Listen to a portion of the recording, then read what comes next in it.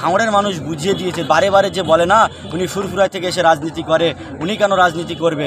ভাঙড়ের মানুষ দীর্ঘ 15টা বছর তাদের যন্ত্রণা, তাদের বেদনাকে উপেক্ষা করে নওশাদ সিদ্দিকীকে ছাড়া আজকের যে ভাঙড়ের মানুষ সৎ সাহসে বিভিন্ন বাজনি বাজনা ডিজে ইত্যাদি নানান কিছু ঐক্যবদ্ধভাবে আমাদের দলের স্লোগান দিয়ে তারা যে এসছে, এই সাহসটাকে আমরা আমাদের ভাঙড়বাসীর নেতা হিসেবে, আমি জেলা পরিষদ হিসেবে এবং পার্টির পক্ষ থেকে সাধারণ আইএসএফ কর্মীদের ভাঙড়বাসীকে অনেক অনেক শুভেচ্ছা ও ভালোবাসা জানাবো।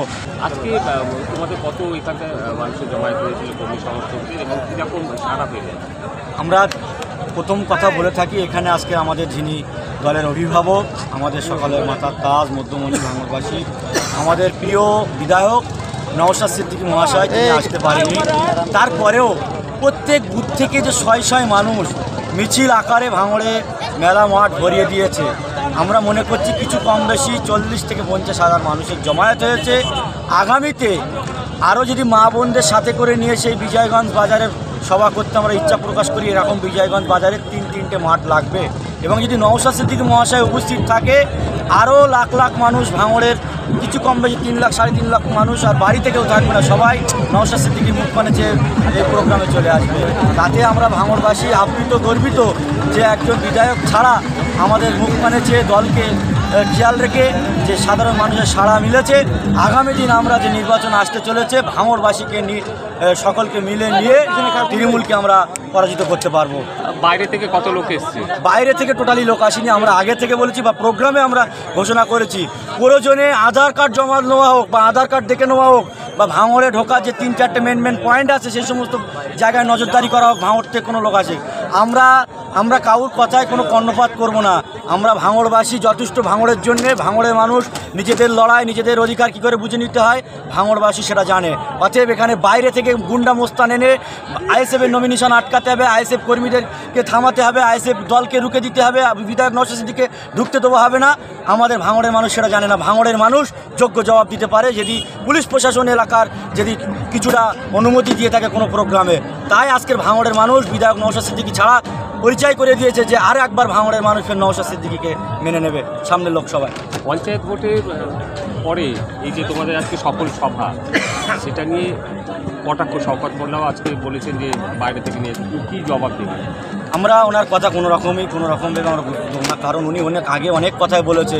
পঞ্চায়েতের আগে পঞ্চায়েতের চ্যাটা ফেলতে পাবে না, প্রার্থী খুঁজে পাবে না ইত্যাদি নানান কথাবার্তা বলেছে, যে আইএসএফের টিকি খুঁজে পাওয়া যাবে না, আইএসএফ কুচোপনা হাওয়ায় উড়ে যাবে।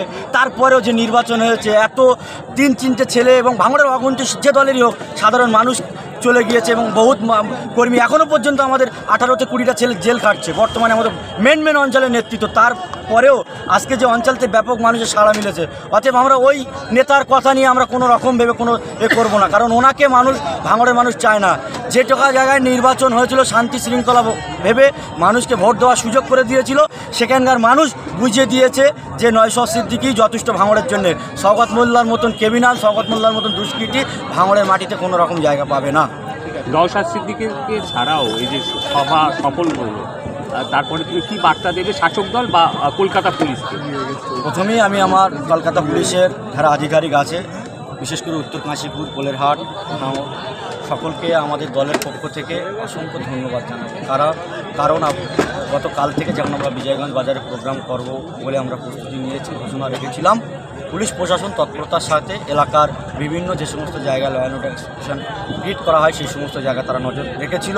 বিশেষ করে বিজয়গঞ্জ বাজারে একাধিক পুলিশ ফোর্স এবং বিভিন্ন রাস্তাঘাট জঞ্জাট এড়াতে বিভিন্ন রকম তারা প্রস্তুতি নিয়েছে। তাই আমাদের পার্টির পক্ষ থেকে, দলের তরফ থেকে প্রশাসনকে অসংখ্য ধন্যবাদ জানাবো। এবং আমার দলীয় কর্মী যারা আজকে বিধায়ক ছাড়া এখানে এসছে, আমরা বিধায়কের বাইরে কেউ না, আমাদের একটাই নেতা, সেটা নওশাদ সিদ্দিকী। নওশাদ সিদ্দিকী ছাড়া আমরা কেউ না। নওশাদ ভাইকে সামনে রেখেই আমরা দল করি। তাই যে ভাঙড়ের মানুষ বুঝিয়ে দিয়েছে, বারে বারে যে বলে না উনি ফুরফুরায় থেকে এসে রাজনীতি করে, উনি কেন রাজনীতি করবে।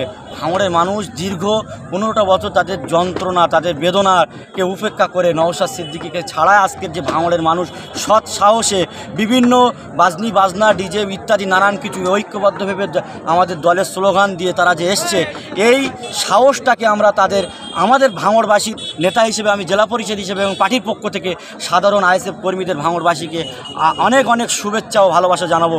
কারণ তারা তাদের অধিকার ফিরিয়ে নিতে, তাদের বঞ্চনা থেকে তাদের হক ফিরিয়ে নিতে যে সৎ সাহস দেখাচ্ছে, আগামী দিন যদি তারা আমাদের সঙ্গে থাকে, আগামী দিন ভাঙড়কে একটা সুস্থ ভাঙড় উপহার দেবে, যেটা আমাদের দলের চেয়ারম্যান তথা বিধায়ক সাহেব নওশাদ সিদ্দিকী ঘোষণা রেখেছিল, সেই মতন আমরা ভাঙড়বাসীকে উপহার দিতে পারবো। কারণ এত বাধা বিঘ্ন, এত পুলিশি হাঙ্গামা, এত মিথ্যা কেস কাপটার পরেও এত ব্যবসা বাণিজ্য কাজ করে ক্ষয়ক্ষতি কাজের জায়গায় যে হেনস্থ করা, সেই তারপরেও যে ভাঙড়ের মানুষ এত সাড়া মিলেছে, এটা ভাঙড়ের মানুষকে আমাদের দলের তরফ থেকে শুধু ধন্যবাদ বা শুভেচ্ছা জানিয়ে আমরা ছোট করব না। তাদের অধিকারের লড়াইতে তারা আরও আগে আসুক, আগামীতে আরও প্রোগ্রাম হবে, বাড়ির মেয়েদেরকেও আনতে হবে, ভাঙড়ের মানুষকে বুঝিয়ে দিতে হবে, ভাঙড়ের দুর্নীতিগ্রস্ত নেতাদেরকে বুঝিয়ে দিতে হবে যে ভাঙড়ের মানুষ শান্তি চায়, ভাঙড়ের মানুষ সমাজ পরিবর্তনের ডাক দিয়েছে। শাসক দল বা তৃণমূলকে কোনো বার্তা দেবে?